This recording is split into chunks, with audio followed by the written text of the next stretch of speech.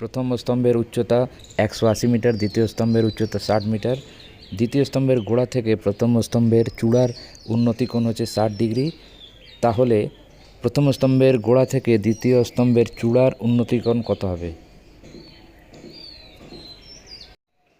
প্রথম ক্ষেত্রে কি দাঁড়াচ্ছে, tan 60 degree equal two, tan মানে লম্ব বাই ভূমি, তাহলে আমরা লিখতে পারি 180 বাই এবি। এবিটা হচ্ছে ভূমি, তাহলে tan 60 মান হচ্ছে √3। এখান থেকে আমি এবির মান বার করলাম 180 বাই √3। দ্বিতীয় ক্ষেত্রে ধরে নিলাম থিটা, তাহলে লম্ব বাই ভূমি অর্থাৎ 60 বাই এবি। এখানে এবির মানটা যা পেয়েছি প্রথম ক্ষেত্রে সেটা বসিয়ে দেব। তাহলে এবার ক্যালকুলেশন করার পরে দেখি কি দাঁড়াচ্ছে।